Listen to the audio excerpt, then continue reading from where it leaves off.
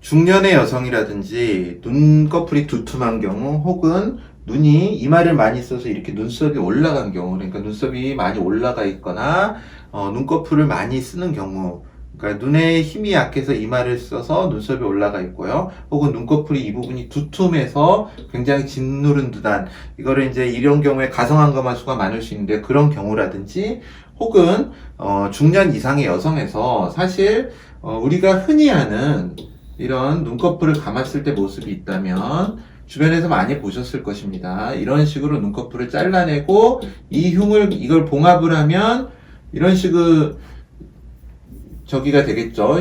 흉이 남겠죠. 이 흉을 쌍꺼풀로 가려버리는 그러한 수술을 상안검 수술이라고 합니다. 이 상안검 수술을 많이 이제 보편적으로 하게 되는데요.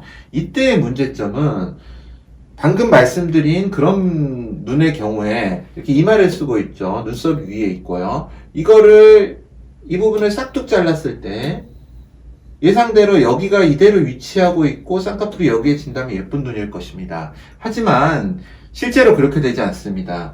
이게 눈꺼풀이 어느 정도 가리던 거, 여기서 보면 가려져 있다는 게 느껴지죠. 실제로 이마를 못 쓰게 하면 더 가려져 있을 것입니다. 이 가림이 딱 걷어지는 순간에 우리는 이마를 뜰 필요가 없다고 인지를 하게 됩니다. 그럼으로써 이마가 뚝 떨어집니다. 눈썹이. 그래서 얘가 더 두꺼워지죠. 이 간격이 줄어들었기 때문에 여기서 이렇게 만약에 계속 뜬다면 이거는 모양이 보기 좋을 것입니다. 그런데 그렇지 않고 이런 두툼한 양상의 눈이 돼버립니다. 이게 문제죠. 이런 경우가 인상이 싸나워졌다, 인상이 나빠졌다, 또 굉장히 강해졌다, 그런 말을 많이 듣습니다. 눈 수술을 해서 인상이 버려버렸다, 주변에서. 굉장히 그러면 스트레스를 받으시겠죠. 본인 당사자도. 왜냐면, 돈을 들여서 더 젊어 보이고 편하고자 수술을 했는데 상당히 인상이 나빠지기 때문에 좋지 않습니다. 그래서 이제 그런 경우에 대안이 눈썹 아래 거상입니다. 이분도 눈썹이 이런 식으로 찌그러져 있습니다. 여기에 힘을 많이 받고 있는데요. 상당히 위에가 두툼하죠. 피부도 두툼한 피부입니다. 여기서 상안검 수술을 하면 아까와 똑같은 현상이 발생할 것입니다. 그래서 이 환자분의 경우에 이렇게 눈썹 아래를 잘라내고 당긴 다음에 이 부분은 매몰법, 젊은 사람들이 하듯이 매몰법으로 잡아준 케이스입니다. 이 경우에 지금 이렇게 속눈썹 문신이 돼 있죠. 아이라인 문신이. 그래서 라인이 얇아 보이지만 실제로는 꽤 넓은 라인입니다. 그래서 이런 경우에는 문신이 이렇게 처졌을 때 조금이라도 좀 덜 처졌을 때 문신을 하셨겠죠. 문신으로 화장이 된 것처럼 보이게 하기 위해서 문신을 하는 사람들이 굉장히 두껍게 문신을 해버립니다. 그러면 이런 현상이 일어나기 때문에 이런 경우는 레이저로 지우시면 되고요.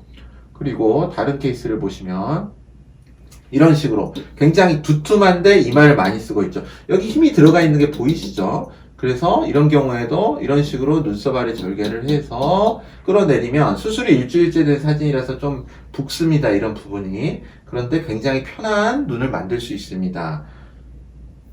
다른 또 좀 중장년의 환자를 보시면 여기서 보시면 이분은 뭐 아래도 쳐져서 아래도 하셨는데 눈썹이 아주 이렇게 돼 있습니다.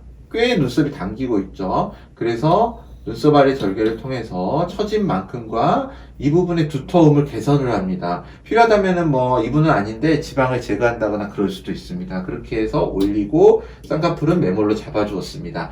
굉장히 젊어 보이시고요. 실제 눈은 사진만으로 봐서 그렇지 실제 얼굴을 보면 눈썹 아래 거상을 하고 쌍꺼풀을 하신 분과 상안검 수술을 하신 분은 굉장한 차이가 납니다. 굉장히 눈썹 아래 거상을 하신 분은 젊어 보이고 뭐라 그럴까 인상이 크게 변하지 않으면서도 여성스러워 보이고 밝아 보이는 느낌을 주게 됩니다. 그러니까 인상이 안 변하면서 중년, 노년에서 눈 수술을 원한다면 이렇게 눈썹 아래 거상을 적극적으로 고민해 보실 필요가 있습니다.